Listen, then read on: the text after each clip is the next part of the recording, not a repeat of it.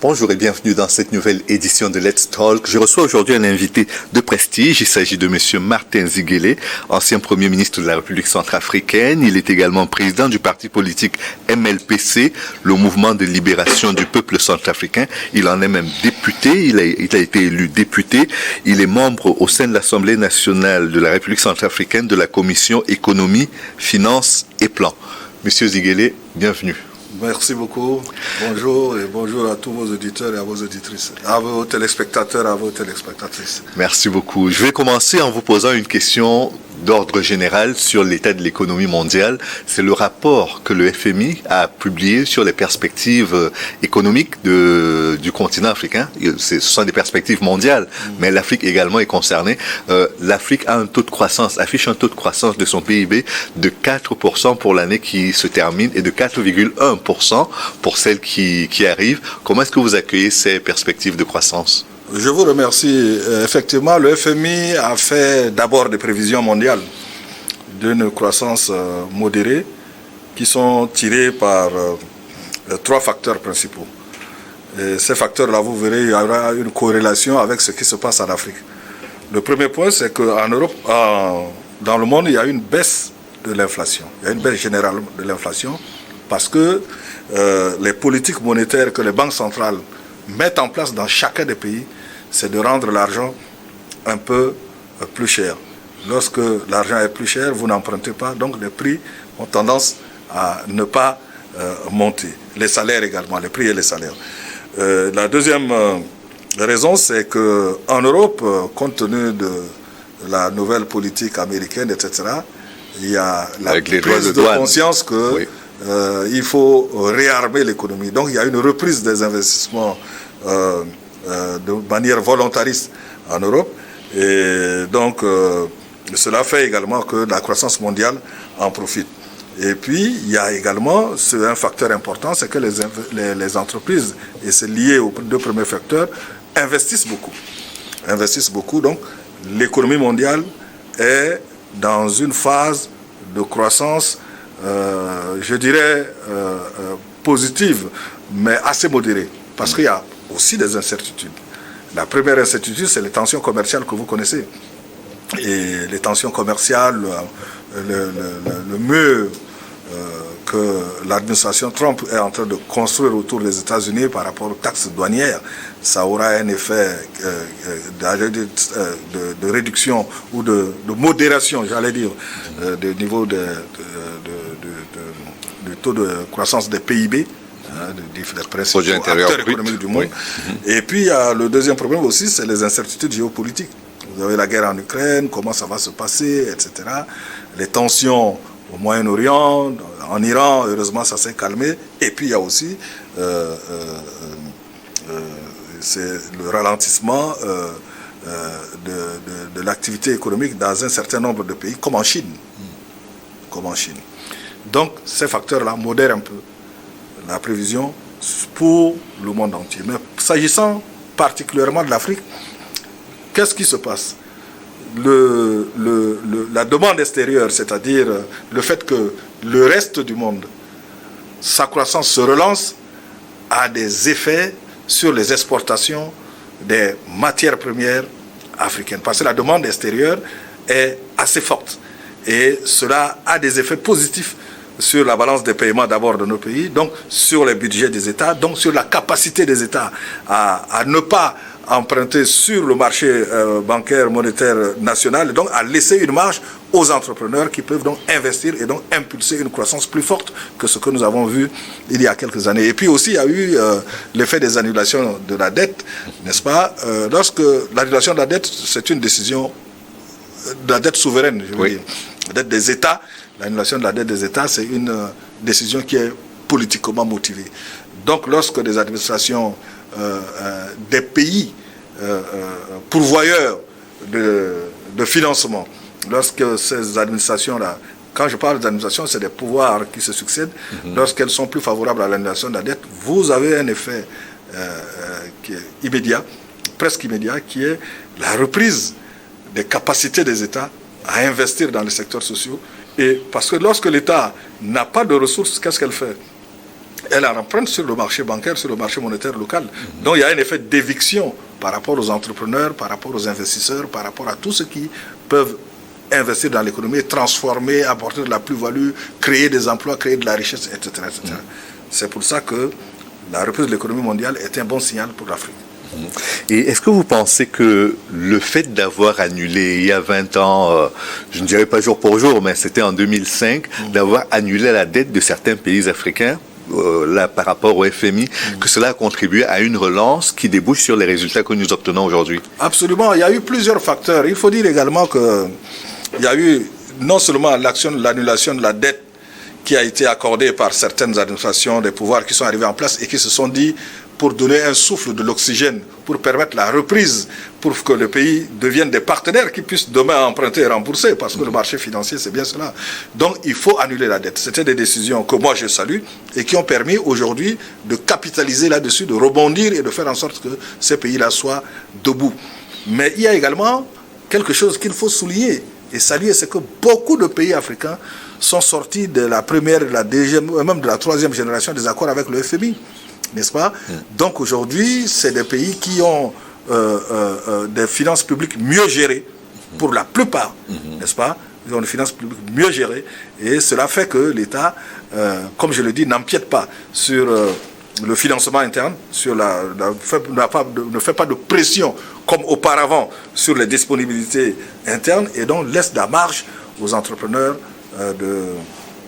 de jouer le jeu de la croissance et de l'emploi. Il faut dire que de manière générale,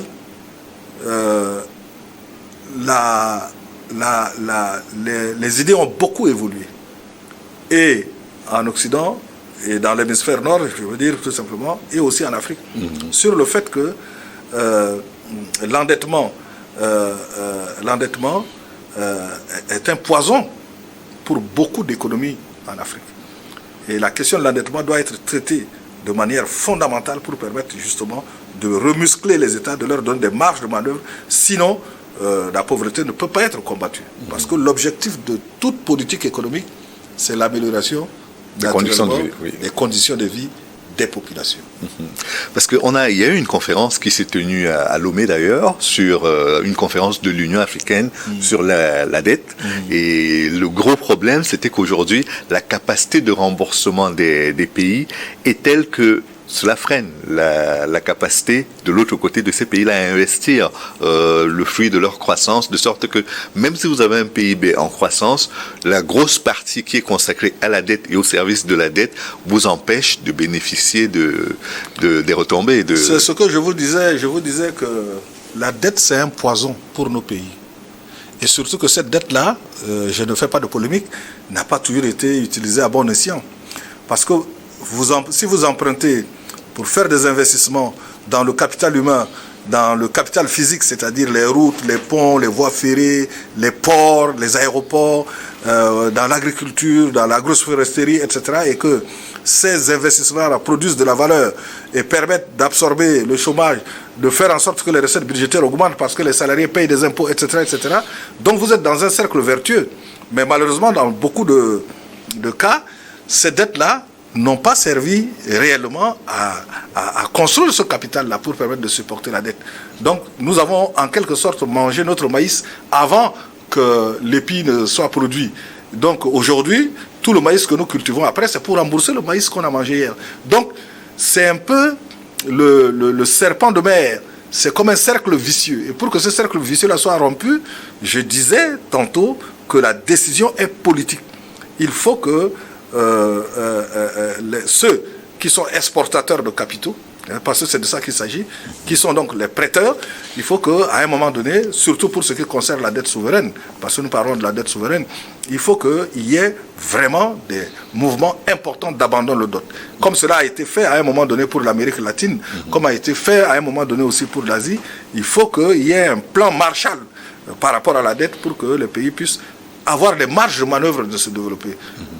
Chaque année, il y a au moins 30 millions de jeunes qui sortent de différentes écoles et institutions de formation en Afrique.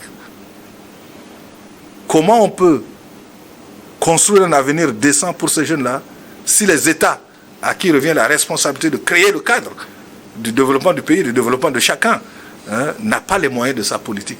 Ça veut dire que c'est des bombes sociales, c'est des bombes politiques qui sont en préparation. Et on l'a vu avec le printemps arabe, notamment en Égypte. On l'a vu avec le printemps arabe, on l'a vu récemment au Kenya. Oui. Et donc ces revendications sociales sont liées à la difficulté de la vie. Et la difficulté, qui crée le cadre de vie, qui améliore le cadre de vie, qui a la puissance régalienne pour le faire? C'est l'État. Et si l'État n'a pas de marge de manœuvre parce que les ratios dette sur ressources propres est explosé, mais l'État n'a pas les moyens et l'État ne peut pas faire. L'État fait de la figuration. Ou l'État se contente de payer les salaires et de faire fonctionner à minima l'État, mais l'administration, mais pour le reste, il n'y a pas d'investissement dans le capital humain ni dans le capital physique, comme je le disais. Est-ce que l'une des solutions, ce ne serait pas de donner un coup de boost à la zone de libre-échange continentale africaine, qui est aujourd'hui un instrument pour faciliter à la fois l'intégration du continent, mais surtout améliorer sa santé économique aussi? C'est ça. La ZLECAf, la zone de libre-échange continentale, est une excellente idée. Et je salue ceux qui l'ont conçu. Je salue ceux qui le dirigent aujourd'hui. Je salue ceux qui le managent. Et c'est une bonne chose, c'est un bon signal que plus de 50 États africains, près de 48 en réalité, ont ratifié l'accord. Presque tous ont signé, sauf l'Érythrée, comme vous le savez. Mais pour d'autres raisons, pour des raisons idéologiques. Donc, mais aujourd'hui, tout le monde est d'accord que le ZLECAf est la dernière manche pour l'Afrique. Pourquoi? Parce que les pays africains ne commercent pas suffisamment entre eux. Parce que les pays africains ont 54 législations différentes, sauf celles qui sont sauf les pays qui sont dans des unions douanières. Mais dans les unions douanières, est-ce que la libre circulation des personnes et des biens est réellement un fait pour les populations? Parce que les populations ont déjà fait l'union en Afrique. Parce que malgré les frontières, nonobstant les frontières, j'allais dire, les populations voyagent à pied, à dos d'âne, de cheval, en véhicule. Ils vont d'un côté et de l'autre de frontières. Ils vivent, ils suivent la famille, ils suivent la tribu, ils suivent l'ethnie. Oui, puisque les frontières sont pour la plupart artificielles. Mais c'est au niveau de nos gouvernements que le jeu va se passer. C'est à eux de croire aux ZLECAf et de faire en sorte que l'Afrique soit, au moins sur le plan économique, si à défaut de l'être sur le plan politique. Parce qu'il n'y a que des avantages à en tirer. Regardez, je vais vous donner un exemple tout simple. Regardez un pays comme la République centrafricaine. Mon pays. Nous avons 624 000 km² de superficie. Nous sommes 6 millions à peine. Donc moins d'un habitant au kilomètre carré.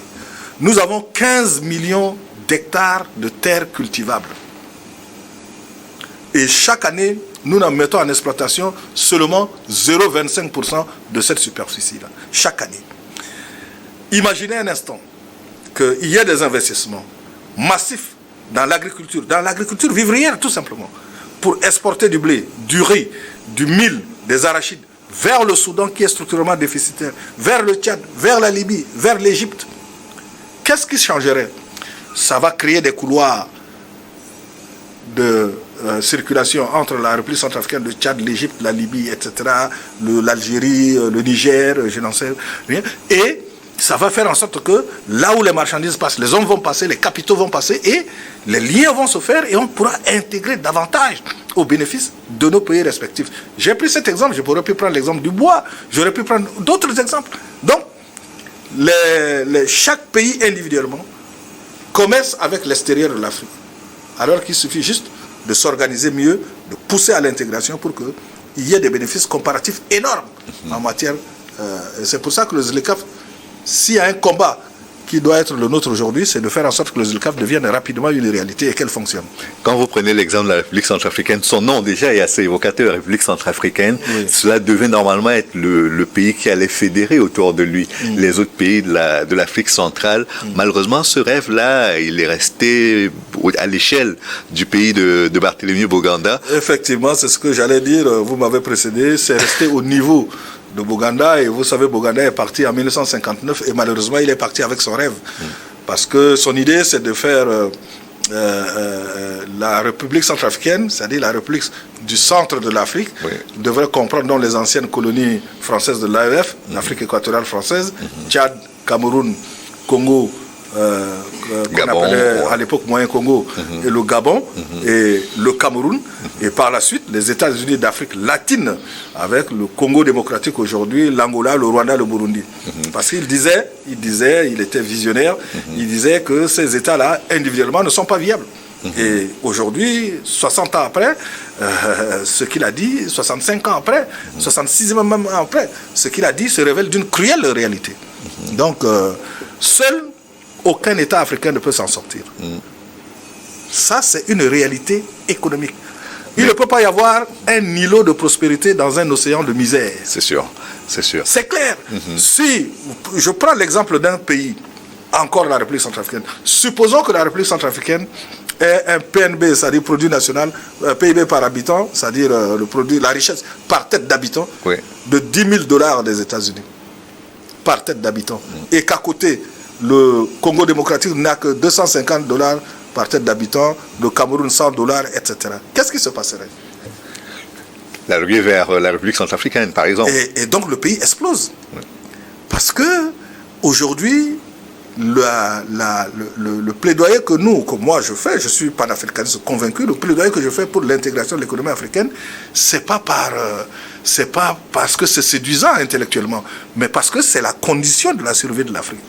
Il faut que l'intégration africaine à travers le ZLECAf devienne une réalité. Et que les communautés économiques régionales qui sont toutes en difficulté aujourd'hui, sauf la SADC, sauf peut-être un peu l'East African Community, il faut que ces communautés sous-régionales-là soient réactivées.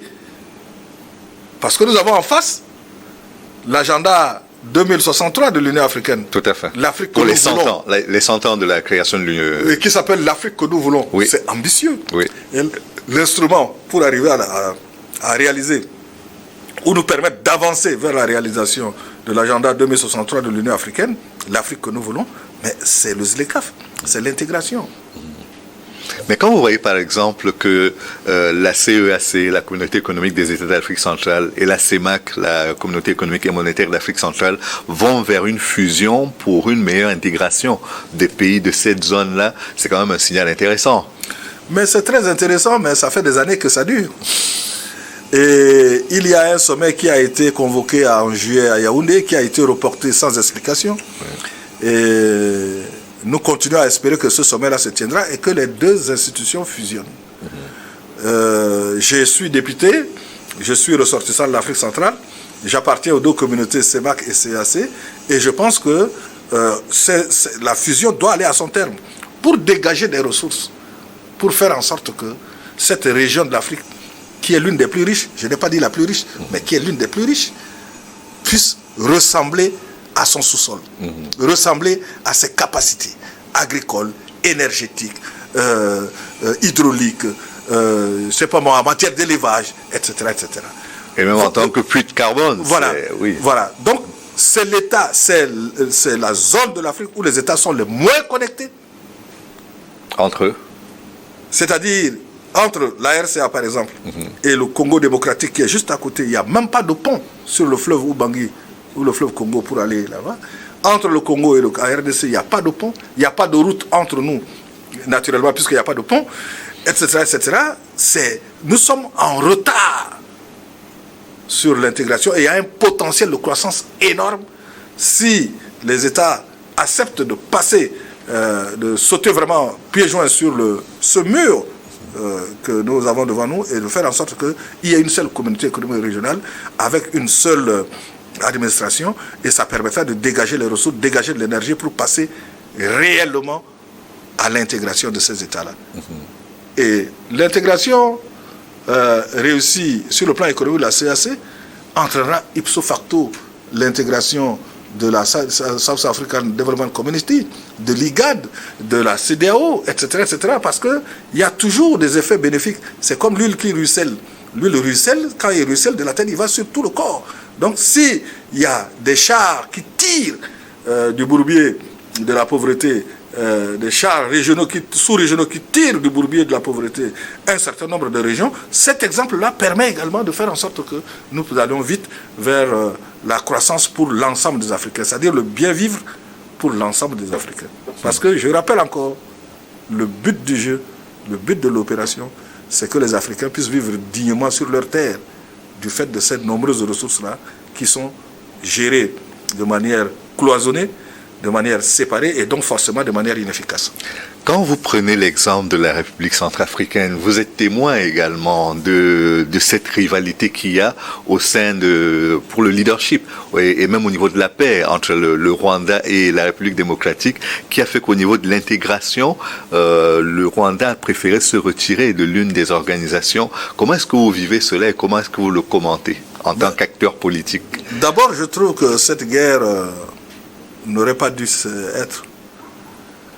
Parce que vous comprenez que par rapport à tout ce que j'ai dit jusqu'à présent, une guerre en Afrique centrale, c'est la seule chose qu'on n'attend pas.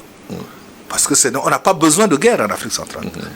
Et je salue, même si je suis triste de voir que ça s'est fait aux États-Unis, je salue l'engagement du président Trump qui a fait que ce pays-là, ces deux pays frères, ont signé un accord de paix et sont en train de rechercher la paix. Même et si j'espère que ça permettra le retour du Rwanda dans la CEAC et qu'elle reprenne sa place, en tout cas qu'il reprenne sa place, c'est mon vœu le plus absolu, parce que sinon il n'y aura pas d'intégration, parce qu'on ne peut pas faire une intégration en excluant les autres, ça n'a pas de sens, n'est-ce pas? Et donc, je souhaite que, après la signature de cet accord de paix, le Rwanda puisse revenir à la CEAC, qui est fusion entre la CEAC et la CEMAC, que ces pays-là qui ont beaucoup de ressources et qui ont mieux à faire que de faire la guerre, puissent faire des projets intégrateurs, construire des routes, des chemins de fer, pour se relier des ports, pour mettre en valeur ces potentiels immenses, et faire en sorte que les hommes et les femmes de ces pays-là vivent mieux. Et ça permettra de donner le bon exemple et de faire en sorte que je mets le même vœu pour les autres organisations régionales, sous-régionales. Et j'ai un clin d'œil pour la CEDEAO qui traverse des passes difficiles, mais l'histoire de l'humanité, ce n'est pas une histoire d'une dizaine d'années ou d'une vingtaine d'années. Je vois les choses au cours long. Et j'espère qu'un jour, toute la famille africaine se retrouvera en Afrique de l'Ouest dans la CEDEAO. Et pour que il n'y ait pas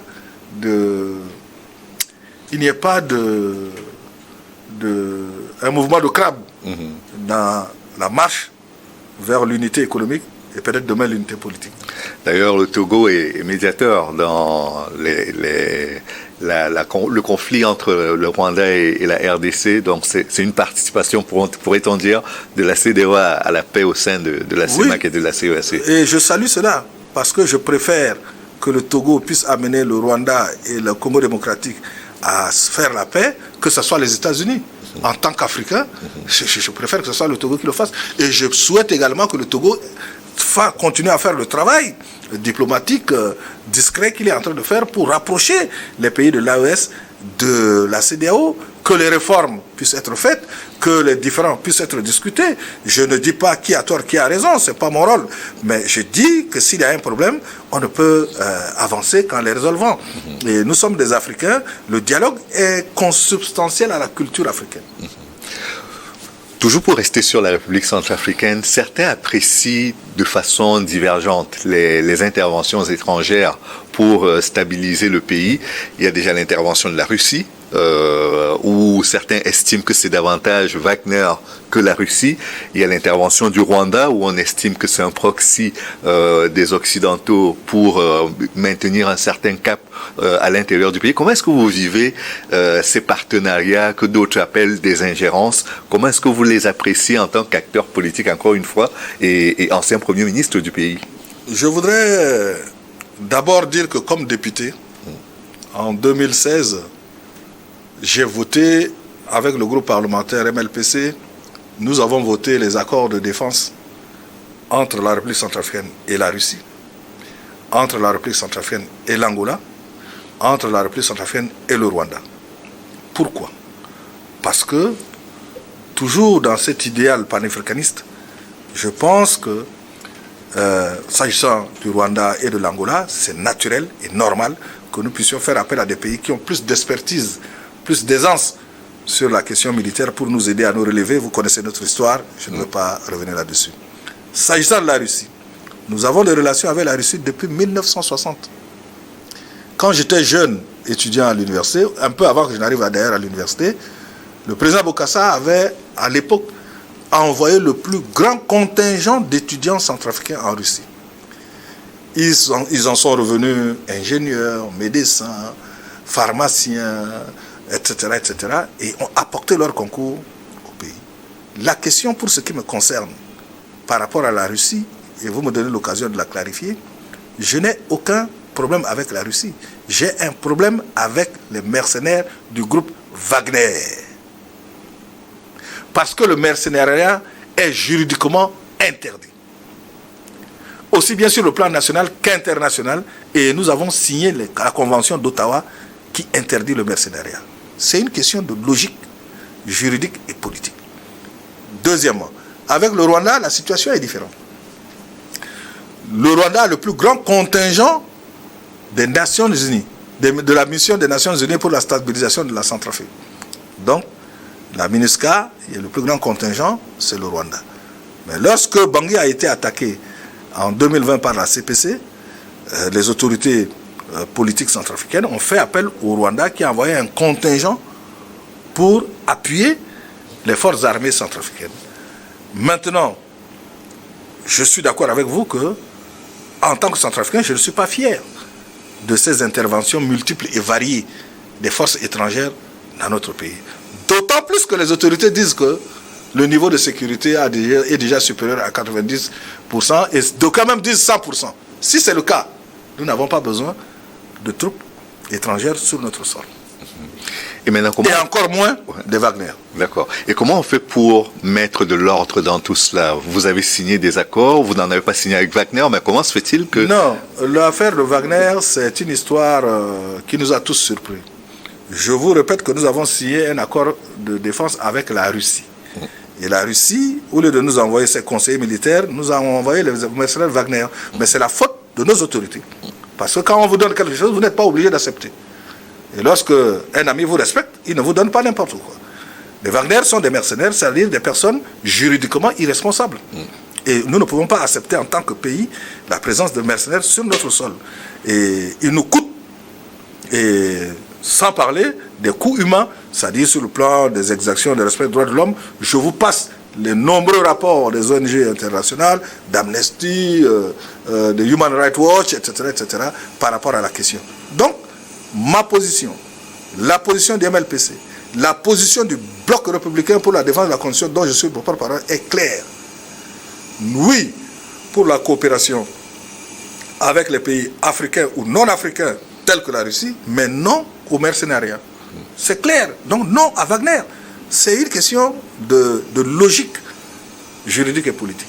Mais Wagner a été reprise en main par le gouvernement russe. Normalement, on devrait avoir l'Africa Corps à la place de C'est Wagner. ce que nous apprenons par la presse, mais vous savez que le gouvernement centrafricain ne communique jamais sur le sujet. D'accord. Parlons maintenant de la coopération avec les autres pays, avec les pays voisins, parce que un peu comme les pays du Sahel, la République centrafricaine est un pays enclavé, et donc il a besoin de ses voisins pour pouvoir exister et échanger avec le reste du monde. Comment est-ce que vous vivez notamment vos échanges avec le Cameroun? Est-ce que sur le plan douanier, vous arrivez à avoir la main sur l'entrée et la sortie de vos produits? Est-ce que d'autres pistes sont explorées pour davantage ouvrir le pays à l'extérieur?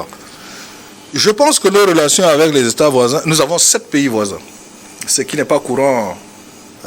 Il n'y a guère que la RDC qui a un peu plus de voisins. Nous avons 6 pays voisins, oui. Les 2 Soudans, oui. Le Tchad, la RD Congo, le Congo, Brazzaville et le Cameroun. Nous avons 6 pays voisins. Et j'allais dire, ce ne sont pas simplement des pays voisins, c'est des pays frères.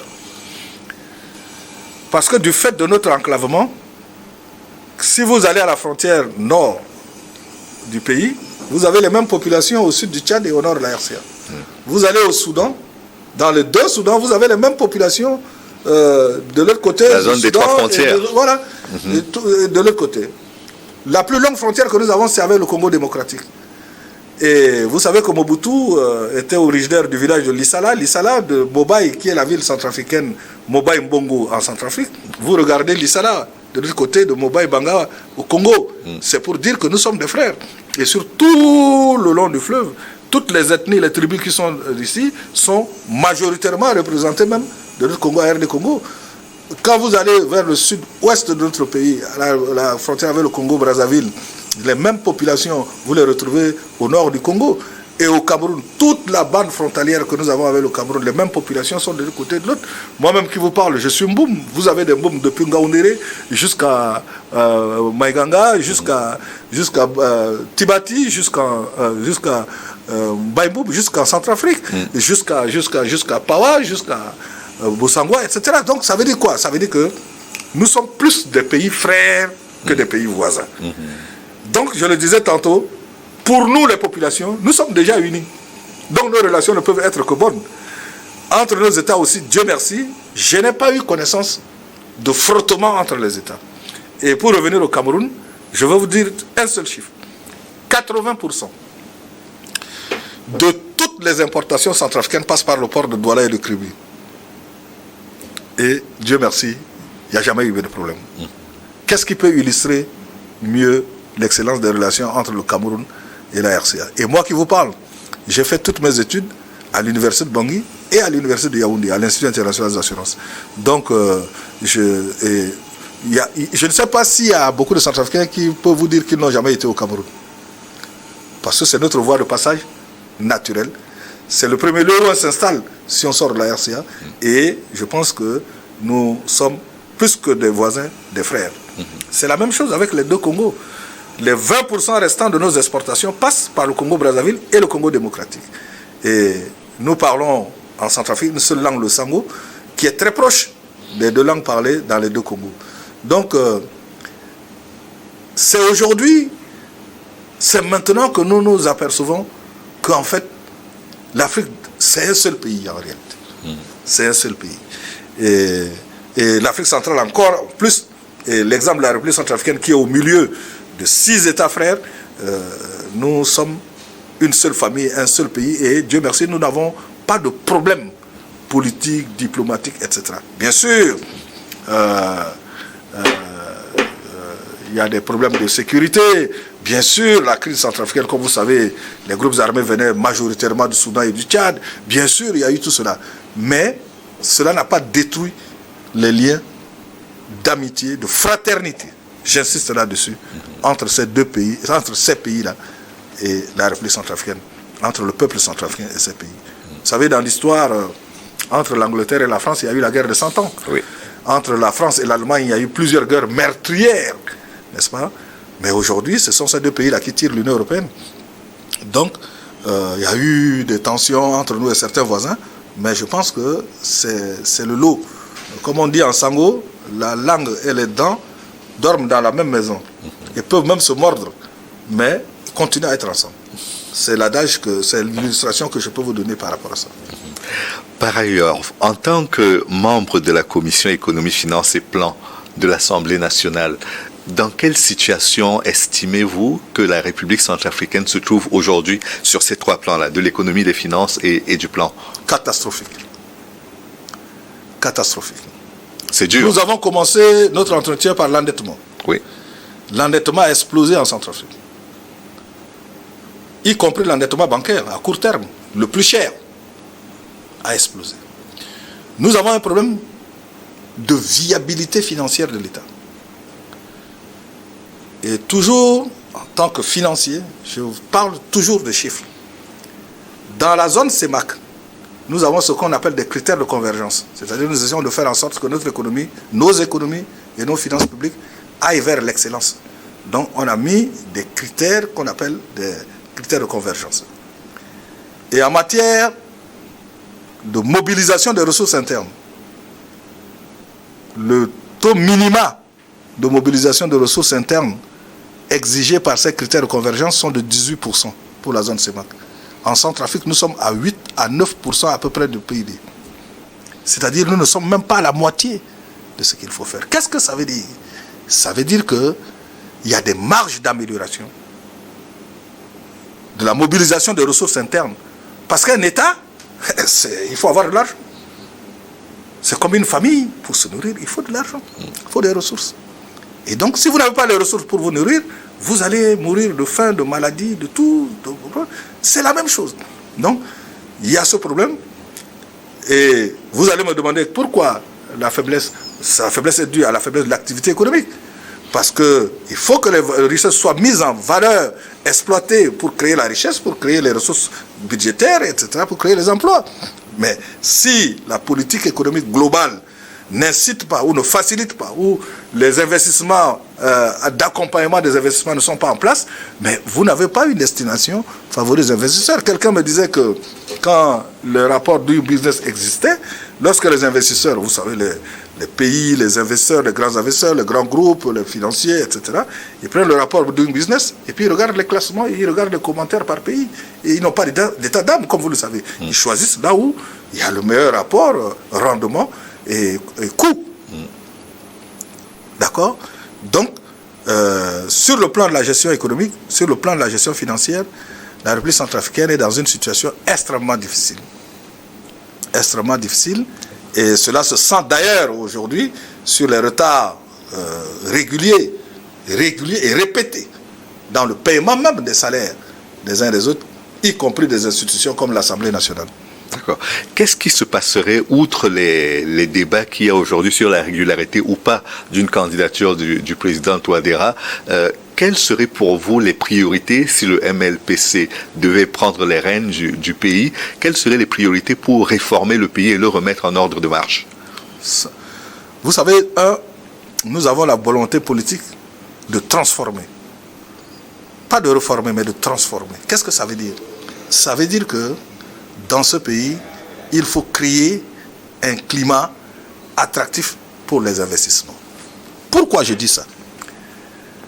Les plus grands économistes de développement vous diront que pour qu'un pays sorte de la pauvreté, il faut investir pendant 25 ans d'affilée l'équivalent de 25% du PIB, c'est-à-dire de la richesse nationale.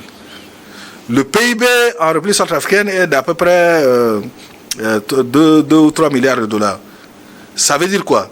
Ça veut dire qu'il faut investir 25, c'est-à-dire le quart, c'est-à-dire 400 millions de dollars des États-Unis, ce qui revient à peu près à 260 milliards. Il faut l'investir dans l'économie chaque année pendant 25 ans d'affilée pour faire en sorte qu'il y ait inversion du cycle de pauvreté. La Banque mondiale, ce n'est pas Ziguele qui le dit. La Banque mondiale a dit qu'entre 2016 et 2025, la pauvreté de masse, c'est-à-dire le nombre de Centrafricains qui vivent avec moins d'$1 des États-Unis par jour, est passé de 53 à 67%. Donc le défi est simple pour celui qui veut gouverner, c'est de rompre le cycle. Rompre le cycle comment? Mais en facilitant l'investissement, en facilitant la création d'emplois. Donc, lorsque vous avez cette vision et cette démarche, le reste, c'est les mesures légales, c'est les mesures réglementaires, ce sont les mesures incitatives que vous prenez pour arriver à cet objectif. Parce que l'homme vit de pain. Tout homme vit de pain. Et il faut donner ce pain-là. Et pour donner ce pain, il faut faire une politique économique d'investissement, d'ouverture aux capitaux et d'encourager l'entrepreneuriat local. Lorsque vous avez des possibilités, par exemple, au début de notre entretien, nous parlions de la reprise même légère, même modérée, oui, de la croissance économique mondiale. Ça veut dire quoi concrètement? Ça veut dire que les pays à l'extérieur achèteront plus de coton, achèteront plus de bois, achèteront plus de fer, achèteront plus de pétrole. Si vous êtes en Centrafrique, vous avez du bois en Centrafrique, vous encouragez des entrepreneurs pour investir dans le secteur de la forêt, faire des sillages, etc. Et le volume des exportations, et l'agroforesterie est un domaine pourvoyeur d'emplois et qui emploie même parfois autant que l'État, à un certain moment presque autant que l'État. Donc, je veux dire que pour changer, il faut aller au-delà des mots.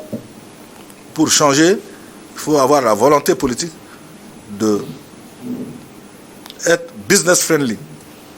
Donc, de faire en sorte que la destination de la République centrafricaine soit une destination naturelle pour tout investisseur sérieux Et j'insiste sur le mot sérieux.